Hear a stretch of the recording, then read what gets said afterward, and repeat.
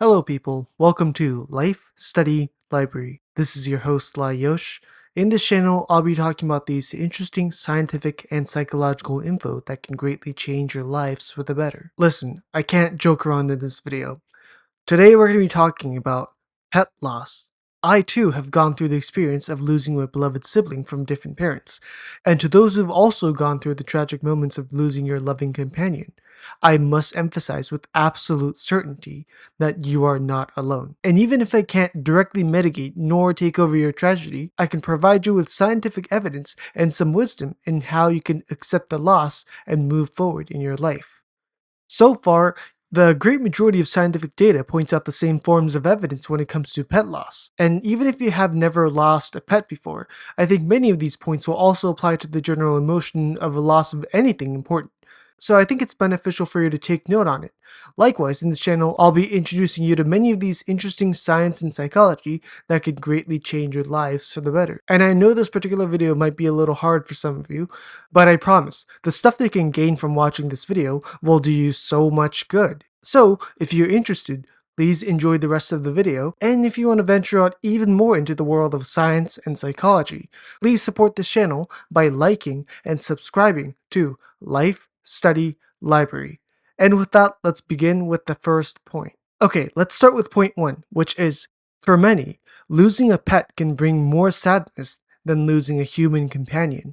According to a review of 17 studies done in 2022, the great majority of pet owners experience the loss of their pet or a companion animal at an equal or more intensity as when they lost a human relative. And as a result, a loss of a pet can bring out all the negative effects when experiencing a loss. Things like sleep deprivation, anorexia, a sense of intense grief, a decline in productive concentration, basically the same reactions one might have after losing a close human relative. It can also lead to a dangerous increase of stress hormones, which can lead to other dangers like heart damage or any other heart malfunction. The reason why this happens is because pets, especially mammal pets, serve as a source of a comfort that we can lean on during times of negative stress. If you've ever gone straight to your pet dog or a pet cat after having a terrible day and even cried on them while hugging them, you should know what I'm talking about. Unlike human companions, who's honestly unreliable in their ability to do the same because they have their own emotional stuff going on,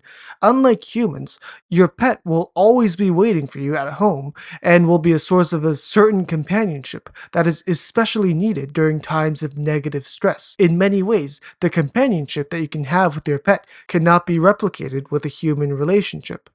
Another supporting reason that pets are better therapists than therapists themselves is because their love is unconditional.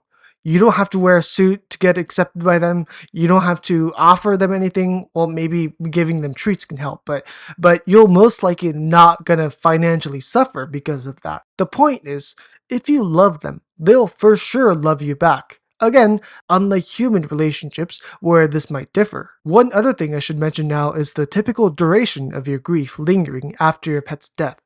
This of course differs depending on people, but it's generally understood that the grief lasts for about 1 to 2 months, and many other times even lasts for an entire year. The range of it gives you a general picture, but what I want to emphasize here is that if you don't follow this up with an appropriate form of support, you'll most likely end up with various forms of negative physical and psychological symptoms like depression, post-traumatic stress, and other anxious symptoms. Despite all these depressing findings, the first review article that I introduced claims that many people have also shown signs of recovery after a pet loss, along with an increased level of independence, courage, and other positive personality traits, which led them to start appreciating their life experience and the memories they had with their pets. And according to the research, this is evidence of post-traumatic growth, a development of your psychology from a negative experience. I can personally relate to this too. As I think about my time with my pet, I feel grateful for the time and the growth my pet gave me,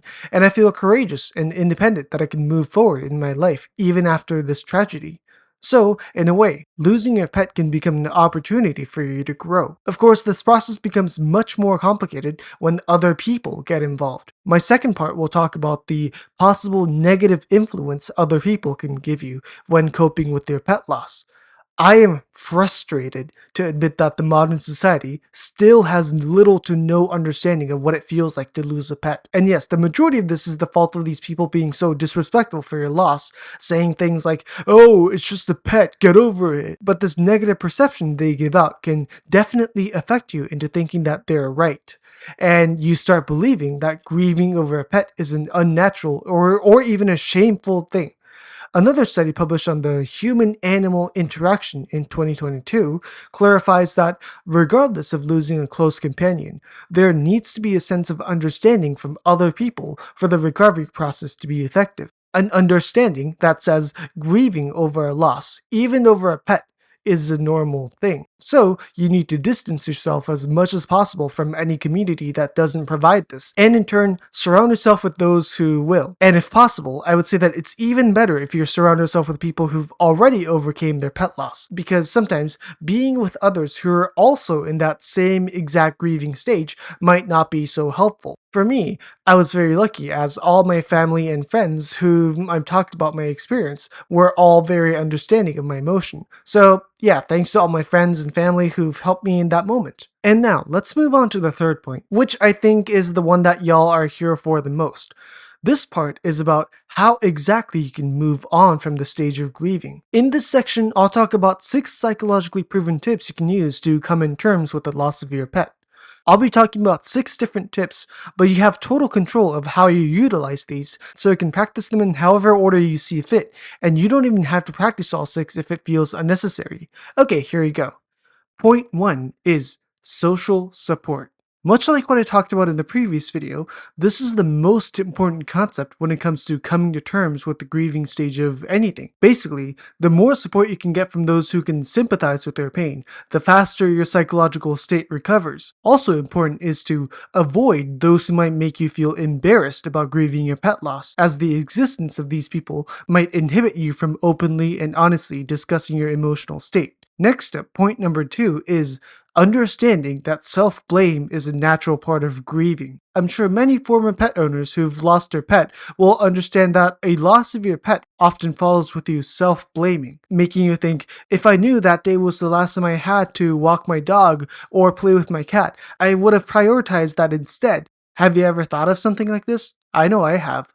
But despite that feeling itself hurting like a bullet and will linger with you for a long time, it's important to know that you're feeling these emotions and regrets, not because you were a failure as a pet owner, but because these are what all loving pet owners feel.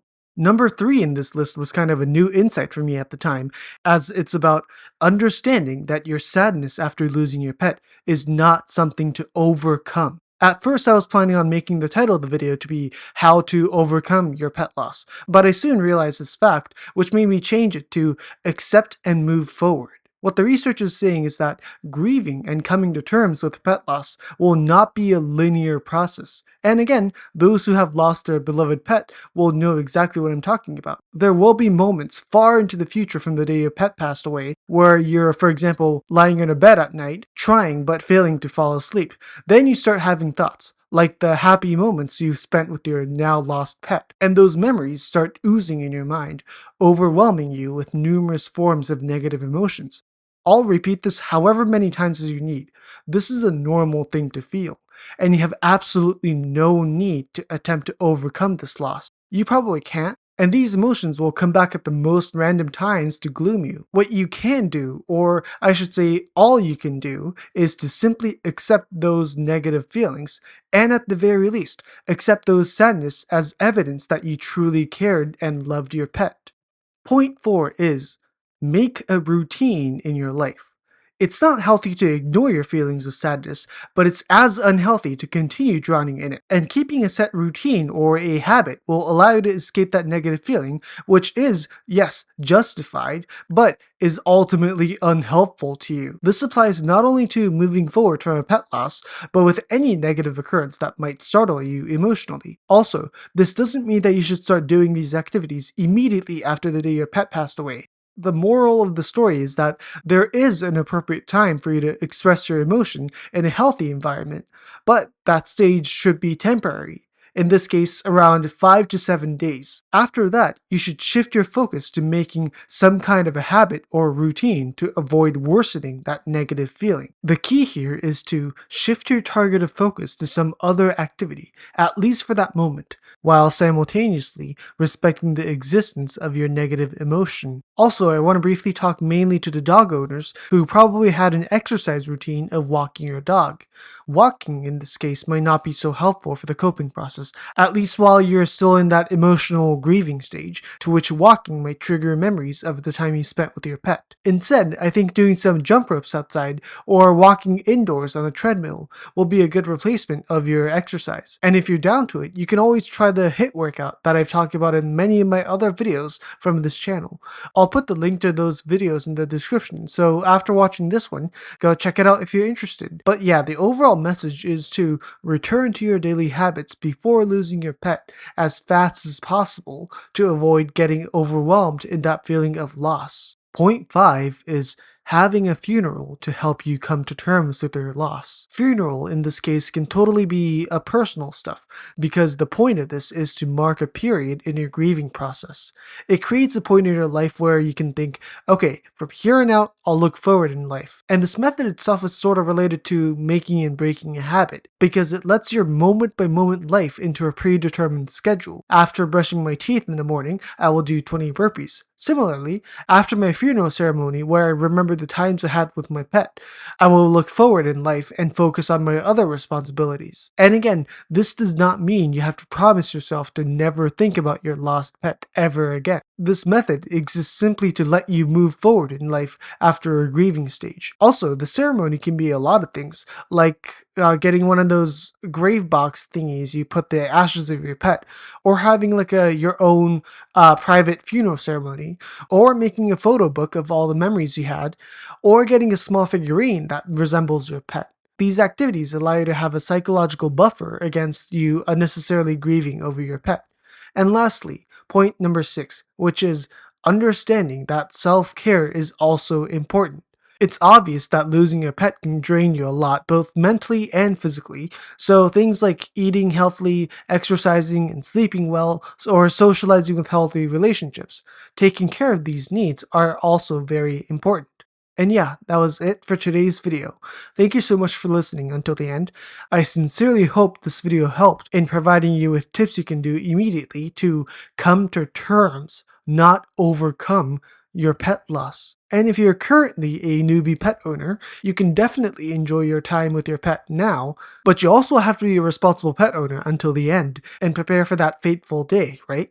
And I've mentioned that a loss of anything important will startle you, and it's as important to keep your head up after your loss. And in particular, it's highly important for you to understand that the grief or sadness or any kind of negative stress you'll feel by themselves are not bad at all, and in some cases can be a source of light that can guide you forward. Today's recommended book is called The Upside of Stress: Why Stress is Good for You and How to Get Good at It by Kelly McGonigal. The point of the book in the context of this video is to let you understand that we tend to think of negative stress like sadness or anger or regret, these emotions, as a bad thing, and that we need to overcome them. This book counters this typical thought process as toxic and supports its claim by using not only scientific evidence but also excerpts from personal experiences.